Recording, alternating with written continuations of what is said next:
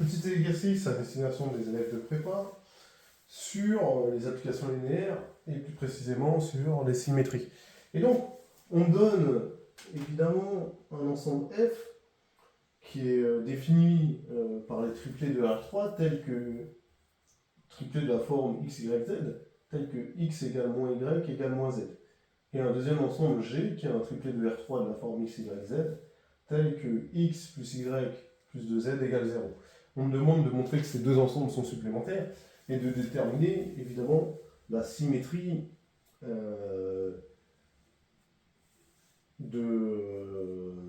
par rapport à f parallèlement à g. Donc on va faire ça assez simplement. Déjà, la première chose, c'est que je vais montrer qu'ils sont supplémentaires. Et pour montrer qu'ils sont supplémentaires, je vais montrer deux choses. Donc je vais vous expliquer deux choses que je vais montrer. Je vais montrer que dim de f plus dim de g égale par R3, hein, c'est une bêtise que je viens d'écrire, égale à la dimension de R3.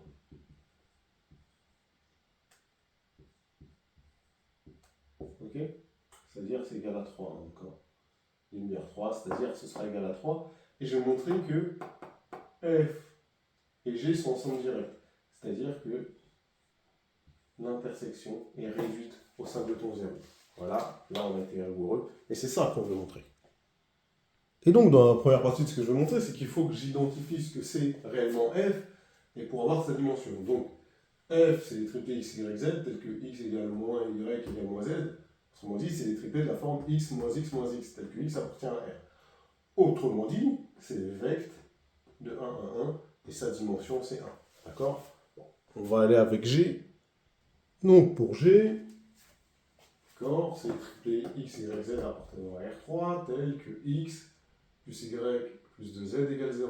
Autrement dit, c'est triplé x, y, z appartenant à R3 que j'ai oublié de faire, tel que tel que y égale moins x moins 2z. J'ai juste basculé x et le 2z de l'autre côté. Et donc, c'est des triplés de la forme x moins 2 z, tel que x et z, et 3y, appartiennent à R2, d'accord? Tel que x et y soient des réels. Autrement dit, c'est vecteur de 1, moins 1, 0, d'accord? Parce que c'est ici, j'ai x fois le vecteur 1, moins 1, 0, plus z fois le vecteur 0, moins 2, 1. Donc, j'ai vecteur de ça. Bon, cette famille, évidemment, elle est libre. On voit que les vecteurs ne sont pas collinéaires. Ça se voit immédiatement. Donc, la dimension de G est de 2. Donc, les deux vecteurs ne sont pas collinéaires. Ils forment une base de G, donc dim de G égale 2. Et quand je fais dim de F plus dim de G, ça fait bien 3, ça fait bien la dimension de R3. Donc ça, on va l'écrire après. Donc, montrons que F inter G est réduit au singleton 0 de R3. Je vais le faire par égalité directement. Donc, on est sur les triplés x, y, z appartenant à R3 pour l'intersection, tel que j'ai x égale moins y égale moins z, parce que j'appartiens à f, et x plus y plus 2z égale 0, parce que j'appartiens à g. Et donc, c'est les triplés finalement de R3, tels que j'ai x égale moins y égale moins z, et je vais remplacer y par moins x, c'est-à-dire x moins 2x égale 0. Autrement dit, ce sont les triplés de la forme x moins x, tel que x appartient à R, et moins 2x égale 0. Pourquoi j'ai moins 2x? Parce que j'ai x moins x, bah, ça fait 0, moins 2x égale 0. Mais si j'ai moins 2x égale 0, ça fait x égale 0. Et donc, c'est simplement f inter g, c'est l'ensemble réduit au singleton 0, 0, 0. Et donc, c'est réduit au singleton 0 de R3. Et donc, je vois qu'ils sont bien supplémentaires dans eux, puisque j'ai ça et ça. Je dis supplémentaire dans E, mais mon E c'est R3, donc F et G sont supplémentaires dans R3. Et c'est ce que je voulais montrer en première partie de question. Et donc, on va faire la suite.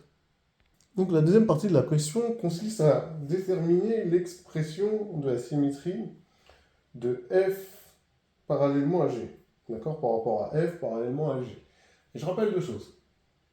C'est que le vecteur 1, moins 1, moins 1 est une base de F, et la famille composée des vecteurs 1, moins 1, 0, et 0, moins 2, 1 est une base de G.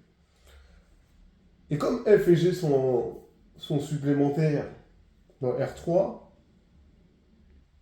bah, la famille concaténée avec ce vecteur-là plus ces deux vecteurs est une base de R3, parce que F et G sont supplémentaires dans R3.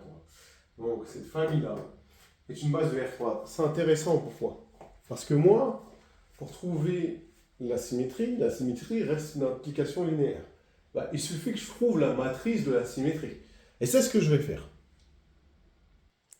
Donc, la matrice de ma symétrie S dans la base B, ce sera simplement les vecteurs f de A1, f de A2, f de A3 exprimés dans ma base A1, A2, A3.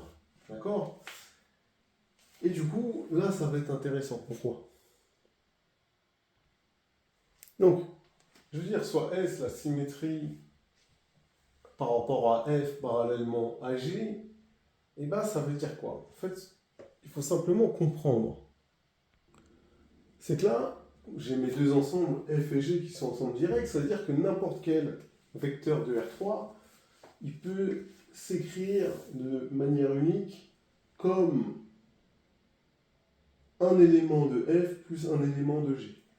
Et du coup, mes X, ils sont tous de la forme un élément de F plus un élément de G. Et quand j'applique ma symétrie S, bah, ça me transforme ça en mon élément de F moins mon élément de G.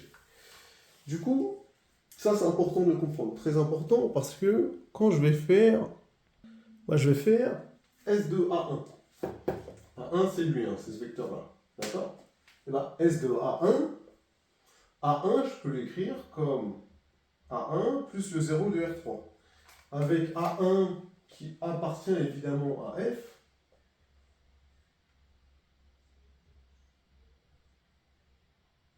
et l'autre qui appartient à G, le 0 de R3, il appartient à G. Bah, ça me fait A1, évidemment, donc entre guillemets, 1 A1 plus 0 A2 plus 0 A3. Alors je fais exprès de mettre en vert, sous-entendu.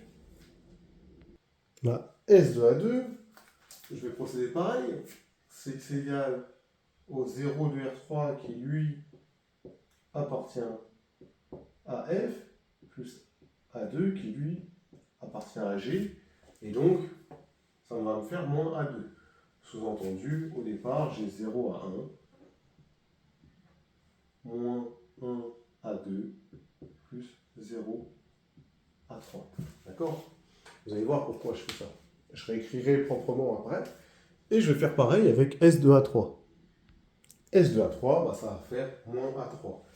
Évidemment, parce que j'ai une symétrie. Sous-entendu, 0 à 1, plus 0 à 2, moins A3. Maintenant, je vais écrire ça proprement et je vais pouvoir écrire la matrice. Et donc, je rappelle, j'ai S de 1, c'est 1 à 1, plus 0 à 2, plus 0 à 3. S de A2, c'est 0 à 1, moins 1 à 2, plus 0 à 3. Et S de A3, c'est 0 à 1, plus 0 à 2, moins 1 à 3. Et donc, je vais pouvoir écrire la matrice. Et donc, moi, mon matrice, je vais exprimer S de A1, d'accord? Cette fois-ci, je vais inverser les couleurs, peut-être mettre même du rouge pour que vous compreniez bien.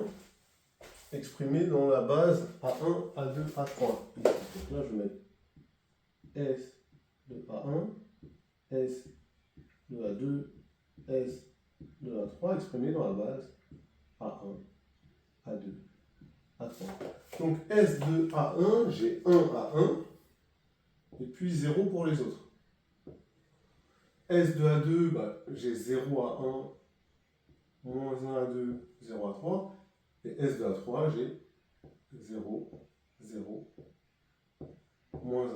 Et donc, comprenez bien que quand vous avez une application linéaire, simplement, qu'est-ce qu'on a? Bah, simplement, S de x, c'est le produit matriciel de la matrice de mon application linéaire par x. Voilà, quand on a l'application linéaire, c'est seulement ça. Et donc, moi maintenant, qu'est-ce que je vais faire? Donc, S de x, où x, évidemment, c'est un vecteur de R3, donc j'ai de la forme x, y, z, qui appartient à R3, bah c'est simplement ça. Simplement égal à ce produit matriciel. Autrement dit, quand on applique, bah, qu'est-ce que ça va me faire? Ça va me faire x moins y moins z. Et donc, maintenant, je peux l'écrire, si je veux, de forme alignée. Ça veut dire que ma symétrie, c'est simplement l'application suivante. Et donc, elle est simplement définie par une application de R3 dans R3 par S qui au triplet x, y, z donne le triplet x moins y. Et évidemment, avec x, y et z, les coordonnées dans la base B. Mais bien souvent, ce qui nous intéresse, c'est d'avoir les coordonnées dans la base canonique, d'accord? Et donc, moi, je vais passer de ma base, là, classique, à la base canonique. Donc, comment on fait? Rappelez-vous. Et donc, je rappelle que P, ici, composé de mes vecteurs, c'est la matrice de passage de la base canonique AB. Et bah, cette matrice, elle est inversible. Et P-1 par les techniques, hein, avec Gauss, etc., on peut trouver l'inverse. Il y a plusieurs méthodes pour trouver l'inverse. Normalement, vous les connaissez, je pourrais réexpliquer dans une autre vidéo. Mais on trouve cette matrice-là pour P-1.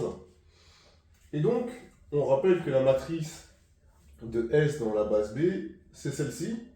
Et vous vous rappelez que la matrice du coup de S dans la base canonique, c'est P fois la matrice de S dans la base B fois P-1. Et ce qui me donne cette matrice-là dans la base canonique.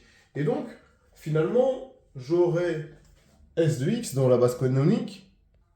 Et bah, S de x, bah, c'est ma matrice dans la base canonique fois mon grand vecteur x qui est composé de x, y et z. Et donc, ça va me donner moins 2x, moins y, moins 2z, x plus 2z, x plus y plus z. Mais quand je le mets en vecteur ligne, ça me donne simplement ça.